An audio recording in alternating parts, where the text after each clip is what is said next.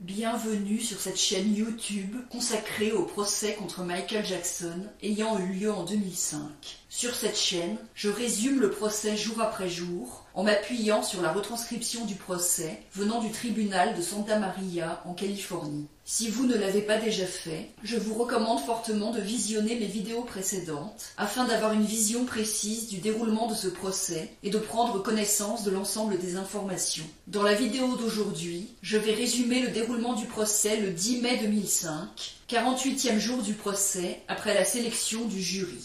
L'interrogatoire de Joseph Marcus se poursuit. Joe Marcus dit qu'aucune équipe de tournage ne suivait les Arvizo chez le dentiste. Ce rendez-vous était le 24 février 2003, d'après les registres du portail de Neverland. Concernant la note du 19 février 2003 qui disait que les enfants Arvizo n'étaient pas autorisés à sortir de Neverland, il dit que c'est parce qu'ils prenaient des véhicules de Neverland et s'approchaient des portails, et il ne voulait pas que les gardes les laissent sortir seuls en voiture, et par ailleurs les Arvizo devaient tourner une vidéo pour un documentaire, et on ne savait pas encore où.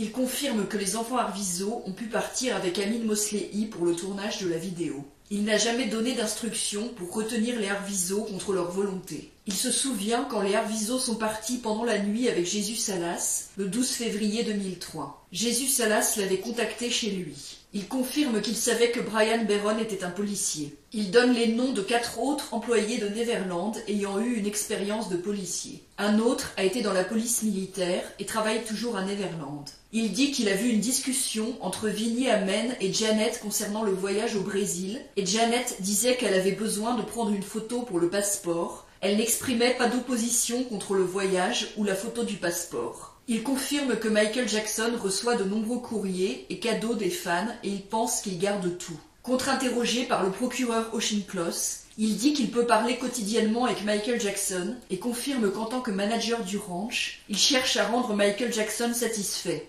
Il dit que pour certains téléphones de Neverland, il faut un code pour pouvoir téléphoner, mais pas tous, et le code est juste 3 chiffres au hasard. Dans le salon et la bibliothèque, il y a des téléphones avec une ligne directe. Il pense que c'est la même chose pour la chambre de Michael Jackson et les logements pour invités. Il confirme que Michael Jackson forme parfois des liens avec des enfants, pas juste des garçons, précise-t-il en réponse à la question du procureur. Il dit que les appels ne sont pas surveillés à Neverland. Il dit qu'il y a seulement 2 téléphones à Neverland qui permettent d'écouter les conversations, à son bureau et dans la maison, et Joe Marcus n'écoute pas les conversations. Il ne sait pas si Michael Jackson écoute les conversations. Il confirme qu'en 1993, des agents de sécurité supplémentaires, les OSS, sont venus à Neverland. Il confirme que ce ne sont pas Frank Cassio, Vinnie Amen, Dieter Wiener, Ronald Konitzer, Mark Schaffel ou Amin Mosley qui lui disent quoi faire à Neverland. Il confirme qu'il était là lors de la perquisition du 18 novembre 2003 à Neverland et qu'il a été interrogé par la police. Il confirme avoir pris le rendez-vous chez l'orthodontiste pour les Arvizo. Il les a attendus dans la salle d'attente parce qu'il pleuvait et il devait les ramener en voiture. Il dit que les invités à Neverland reçoivent des instructions pour savoir comment utiliser le téléphone. Il confirme que si quelqu'un peut téléphoner à Los Angeles depuis les logements pour invités, cette personne peut aussi appeler le 911. Il est aussi possible d'appeler la sécurité de Neverland 24 heures sur 24. Il confirme que des filles viennent à Neverland et ont un lien avec Michael Jackson, et pas uniquement des garçons. Il se souvient de Marie-Nicole Cassio, Carly Barnes, la sœur de Shane Brando, et que Michael Jackson a des amies femmes comme Elizabeth Taylor et Liza Minnelli. Il y a aussi d'autres femmes, mais il ne se souvient pas des noms. Il confirme que Frank Cassio logeait parfois dans la vidéothèque à Neverland, il y avait un canapé dépliable. Il confirme qu'au final, c'est Michael Jackson qui a payé pour le rendez-vous des Arvizo chez l'orthodontiste, une somme entre 700 et 800 $.